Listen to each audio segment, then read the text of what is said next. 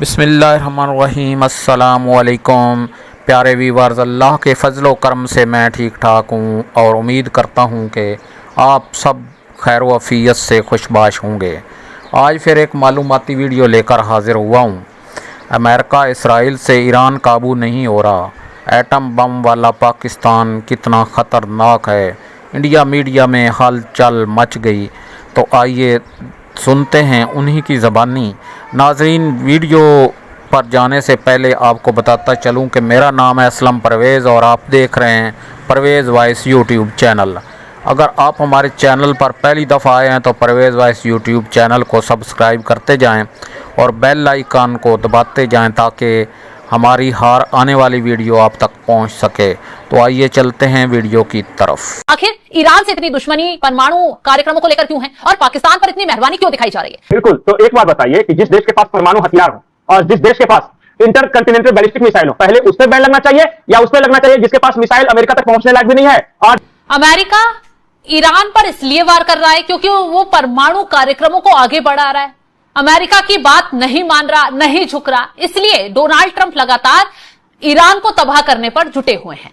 और दूसरी तरफ परमाणु हथियार वाला पाकिस्तान है जिसको और सहयोग डोनाल्ड ट्रंप की तरफ से दिया जा रहा है। जब भी पाकिस्तान परमाणु कार्यक्रम को आगे बढ़ाता है तो डोनाल्ड ट्रंप सहयोग लगातार करते हैं। अब अमेरिका मीडिया में ये चर्चा तेज हो गई है कि न्यूक्लियर वेपन्स को लेकर और जिन देशों के पास ये चीजें चल रही हैं वह उनको लेकर डोनाल्ड ट्रंप दोहरा मापदंड क्यों दिखा रहे हैं। आखिर ईरान से इतनी दुश्मनी परमाणु कार्यक्रमों को लेकर क्यों है और पाकिस्तान पर इतनी मेहरबानी क्यों दिखाई जा रही है, आज इसी पर चर्चा करेंगे। चर्चा के लिए मेरे साथ वरिष्ठ पत्रकार पंकज प्रसून जी जुड़े हुए हैं।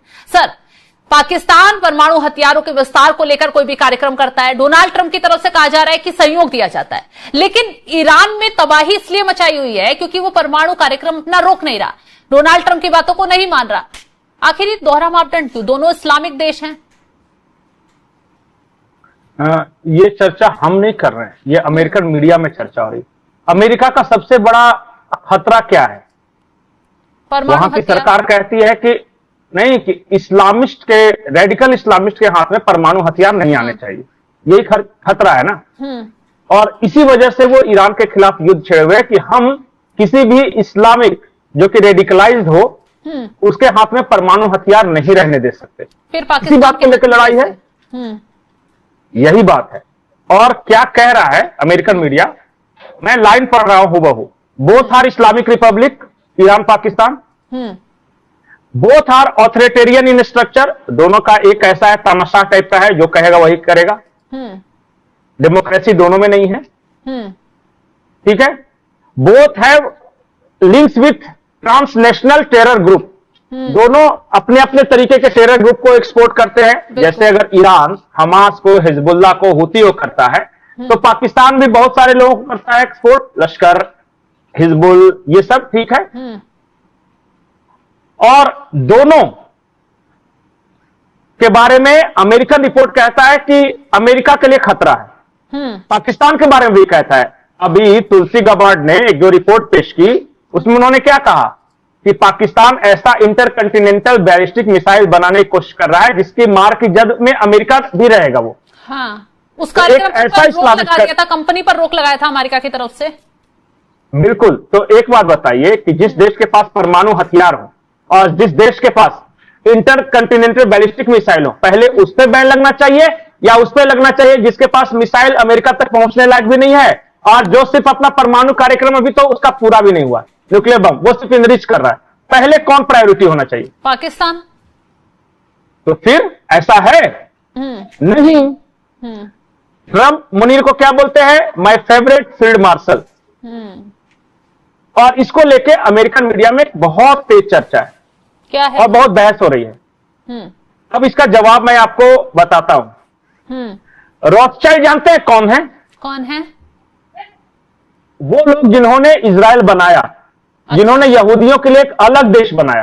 तो उनसे क्यों शहबाज शरीफ मिल रहे हैं और उनका ये परमाणु हथियारों से क्या लेना देना? अब कहानी असली मुद्दे पर आई है। अभी तो हम इंट्रोडक्शन देख रहे थे। जिन लोगों ने इजराइल बनाया, यहूदियों के लिए एक अलग देश बनाया, उसके साथ पाकिस्तान का प्रधानमंत्री मुलाकात कर रहा है, बोर्ड ऑफ डायरेक्टर्स के साथ मुलाकात कर रहा है। अगर आप रोथस्चाइल्ड के साथ रिश्ते रखते, जो कि स्वयं यहूदी हैं, रोथस्चाइल्ड भी यहूदी हैं। अब उस नैरेटिव का क्या हुआ? पाकिस्तान तो यहूदियों का दुश्मन है जी, हम तो इजराइल को मान्यता नहीं देते जी। पाकिस्तान के पासपोर्ट पे इजराइल नाम का कोई देश ही नहीं, मतलब वो रिकॉग्नाइज ही नहीं करता। अच्छा, जो देश इजराइल को रिकॉग्नाइज नहीं करता, वो देश का प्रधानमंत्री यहूदियों का सबसे बड़ा सिरमौर और इजराइल बनाने वाले के साथ बैठकर क्या कर रही है? वही तो मुलाकात क्यों अब कर रही है? यहीं क्या से फायदा कहानी, होगा शहबाज शरीफ को इससे? यहीं से कहानी शुरू होती है। पिछले कुछ दिनों में 3-4 स्टेप देखिए। पाकिस्तान में क्रिप्टो को मान्यता दे दी गई है एज ए करेंसी के रूप में, लेकिन किसके क्रिप्टो को मान्यता दी गई है? किसके? सिर्फ डोनाल्ड ट्रंप की प्राइवेट कंपनी वाले क्रिप्टो को। अच्छा। जिसको विटकॉफ और एक और है कुशनर, विटकॉफ और कुशनर जो चला रहे हैं, वो क्या होगा कि अब पाकिस्तानी रुपए के जगह पे उसका इस्तेमाल किया जा सकेगा। पाकिस्तानी रिजर्व बैंक ने कहा है कि अब हम क्रिप्टो को उसी तरह करेंसी के रूप में इस्तेमाल करेंगे जैसे कि पाकिस्तानी करेंसी वो करते हैं, उपयोग करते हैं। तो पाकिस्तान का पूरा बैंकिंग सिस्टम और पूरा का पूरा फाइनेंस और पैसा किसके पास? ट्रंप की प्राइवेट कंपनी के पास, किसी देश के पास नहीं। समझ रहे इस बात को? हाँ। अब जो ट्रंप का क्रिप्टो का पैसा आएगा, हाँ। और वो रहेगा कहां? वो पाकिस्तान में नहीं रहेगा, वो तो अमेरिकी कंपनी के पास रहेगा ना। अमेरिका के किसी बैंक में वो पैसा रहेगा। हाँ। इसका मतलब पाकिस्तान का पूरा इकोनॉमी जो है अमेरिका का बैंक चलाएगा। ठीक है। अब आइए, ये रोथस्चाइल्ड के पास गए नहीं है, भेजा गया है। रोथस्चाइल्ड के पास जाने का मतलब ही है कि पाकिस्तान अब इजराइल को एक्सेप्ट कर रहा है, रिकॉग्निशन दे रहा है। लेकिन पाकिस्तानी थोड़ी एक्सेप्ट कर रहे हैं। पाकिस्तानियों की औकात है, जब वसीम मुनीर और शहबाज शरीफ बोल देंगे तो फिर वो पाकिस्तान वहां की आर्मी बवाल मचेगा, उसका क्या होगा? कौन बवाल मचाएगा वहां की आर्मी के खिलाफ? इमरान खान ने कोशिश तो की थी, तो क्या हो गया उससे? मार के सबको ठीक कर दिया। समझौता करा था पाकिस्तान में, उसका हश्र क्या भुगतने को मिला? वसीम मुनीर, शहबाज शरीफ जानते हैं, चारों तरफ तबाही मची थी, आग लगी थी, हिंसा भड़की थी। ठीक है, हिंसा ही तो भड़काएंगे, 2-4 शहरों में दुकानें ही तो जलाएंगे, लेकिन आर्मी उनको मार पीट कर ठीक ठुकाई करके ठीक कर देगी। वहां की आर्मी से लड़ सकेंगे ये? नहीं, बिल्कुल नहीं। अब मैं बताता हूं, अब मैं आगे की कहानी बता रहा हूं। अब यहां तक तो है कि रोथस्चाइल्ड आ गया है। अब रोथस्चाइल्ड कर क्या रहा है इनके साथ मुलाकात? आप जाके उसको पढ़िए। वो कह रहे हैं कि हम पाकिस्तान में एनर्जी सिनेरियो ठीक करेंगे, यानी वहां जो बिजली का संकट है वो ठीक करेंगे। स्ट्रेटजिक, ये जो स्ट्रेटजिक इंफ्रास्ट्रक्चर वो करेंगे, और हम इसी तरह पाकिस्तान के अंदर बड़े पैमाने पे इन्वेस्टमेंट करेंगे। बताइए, यहूदी पाकिस्तान के अंदर इन्वेस्ट करेगा और स्ट्रेटजिक स्ट्रक्चर और एनर्जी इंफ्रास्ट्रक्चर में इन्वेस्ट करेगा, पाकिस्तान से बाहर जा सकेगा इसके कभी भी? बिल्कुल नहीं। मतलब पाकिस्तान के जो मेन ढांचे हैं, अब उसमें इजराइल का कब्जा रहेगा, इनडायरेक्टली यहूदियों का कब्जा रहेगा और ट्रंप का कब्जा रहेगा। और इसके बाद होगा क्या पता है? क्या होगा? पाकिस्तान अब्राहम अकॉर्ड का सदस्य बनेगा। अब्राहम अकॉर्ड उसको कहते हैं कि जिन मुस्लिम देशों ने इजराइल को मान्यता दे दी है, अच्छा। तो पाकिस्तान मान्यता दे देगा इजराइल को। और जो पाकिस्तान का पूरा फाइनेंस जो अमेरिका के कब्जे में रहेगा, इसको क्या बोलते हैं पता है? कॉलोनाइजेशन। एक कॉलोनी की तरह रहेगा पाकिस्तान, अमेरिका की कॉलोनी की तरह। जो कर रहा है ना कि अमेरिका, जो पाकिस्तान का पूरा फाइनेंशियल स्ट्रक्चर ट्रंप के कब्जे में रहेगा, इसको कहते हैं कॉलोनाइजेशन। जैसे ईस्ट इंडिया कंपनी ने किया था कि विक्टोरिया कॉइन चलता था भारत में, उसी तरह ट्रंप कॉइन चलेगा पाकिस्तान। क्रिप्टो कॉइन है वो, पर है तो वही स्थिति। बिल्कुल। तो मुनीर और शहबाज ने इनडायरेक्टली पाकिस्तान को बेच दिया यहूदियों के हाथों और ट्रंप के हाथों। और इसीलिए डोनाल्ड ट्रंप मेहरबान नजर आ रहे हैं पाकिस्तान पे, क्योंकि अभी Exactly. मिडिल ईस्ट में जो आग लगी है, देखा कैसे पाकिस्तान को हीरो बनाया जा रहा है। बार बार पाकिस्तान डोनाल्ड ट्रंप सामने आते हैं, हीरो मुनीर को बोलते हैं, शहबाज शरीफ की तारीफ करते हैं। यही कारण है क्या? एक और, ये तो इतना तो आप समझ गए। हाँ।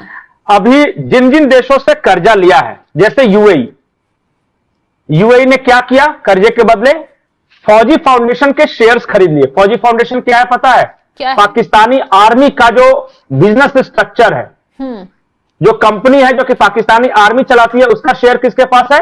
यूएई के पास। अच्छा, यूएई ने तो लेकिन अपना कर्ज मांग लिया था ना, डेडलाइन जारी की थी।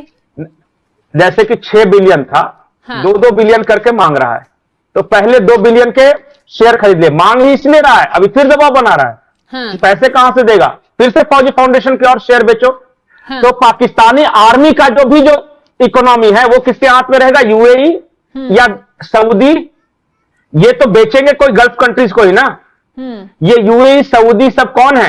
अब्राहम अकॉर्ड साइन कर चुके हैं। हाँ। इजराइल को मान्यता दे चुके हैं। तो पाकिस्तानी आर्मी को भी झक मार के पाकिस्तान को इजराइल को मान्यता देनी होगी। ऐसे बनाया जाता है गुलाम।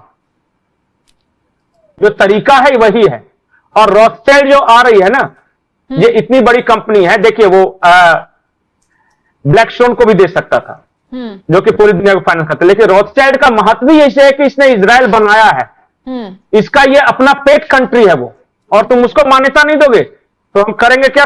तुमको व्यापार में ऐसा जकड़ लेंगे कि तुमको मान्यता तो देना ही होगा, और मान्यता ही नहीं दोगे यहाँ पर तो यहूदियों के साथ लड़ोगे भी। कह तो रहा था इजराइल क्लियर कि किसी भी इस्लामिक देश के पास हम परमाणु हथियार बर्दाश्त नहीं कर सकते। तो फिर इजराइल ये व्यापार वाले रास्ते पर कैसे आ गया? इजराइल, देखिए आपको बताता हूं, परमाणु हथियार बर्बाद करने के 2 तरीके हैं। या तो उस देश पर आक्रमण कर दो, और या फिर उस देश को ऐसी तरह अपने गुलाम बना लो कि जब व्यापार इसके पास रहेगा, यहूदी के पास, उसका फौजी फाउंडेशन यहूदियों के पास रहेगा, इसका जो करेंसी चलेगा वो डोनाल्ड ट्रंप का चलेगा, तो वो तो उनके हाथ में आ गया ना। अब जिस दिन चाहेंगे बोले कि यार तुम्हारा न्यूक्लियर अब क्या करेगा, वो हमारा न्यूक्लियर है, बैठा देंगे अपने सैनिक वहां पे कि बिना अमेरिका के परमिशन के आप हथियार क्या, एक मिसाइल भी नहीं चला सकते, न्यूक्लियर छोड़ दो। सही कहा आपने। तो इनडायरेक्टली तो इसलिए मैं बार बार बोलता हूं कि असीम मुनीर आखिरी फील्ड मार्शल होगा, और पाकिस्तान के गुलामी की प्रक्रिया शुरू हो चुकी है। बिल्कुल। तो जो जानकारी और जानबूझ के हिसाब से तो जो यहूदी और जो अमेरिकन या यहूदी पाकिस्तान को जिंदा रखेंगे। क्यों जिंदा रखेंगे हमेशा? क्योंकि बगल में चाइना और इंडिया है, ये दोनों कंपटीटर हैं अमेरिका, फायदा उठाने के लिए। तो इनको काउंटर करने के लिए वो एक जिंदा रहना जरूरी है उस देश को। तो चलिए, बहुत बहुत शुक्रिया पंकज जी तमाम जानकारी देने के लिए आपका। तो देखा, अमेरिका मीडिया में चर्चा चल रही थी सीधा सीधा कि न्यूक्लियर को लेकर डबल स्टैंडर्ड क्यों है डोनाल्ड ट्रंप, ईरान में इतनी तबाही मचा रहे, पाकिस्तान पर मेहरबान क्यों हैं। तो आपको जवाब तो समझ में आ गया होगा कि कैसे असीम मुनीर, शहबाज शरीफ खेल कर रहे हैं, अमेरिका के हाथों पूरा पाकिस्तान बेच दिया है, कैसे इजराइल को बनाने वाले के साथ डील कर रहे हैं, और फायदा क्या मिल रहा है। जाहिर सी बात है, जो दिख रहा है वही फायदा आप देख पा रहे हैं, वो पाकिस्तान को मिल रहा है। और पाकिस्तान जो खेल कर रहे हैं असीम मुनीर, शहबाज शरीफ, उससे पाकिस्तान एक दिन बर्बाद ही नहीं होगा, तबाह हो जाएगा पूरी तरह। तो फिलहाल इस खबर को लेकर आप क्या कुछ राय रखते हैं, कमेंट बॉक्स में जरूर बताइएगा, और तमाम बड़ी खबरों की अपडेट के लिए आप हमारे साथ जुड़े रहें। Thank you for watching Parvez Wais YouTube channel. Join us Facebook, YouTube, Instagram, TikTok and WhatsApp.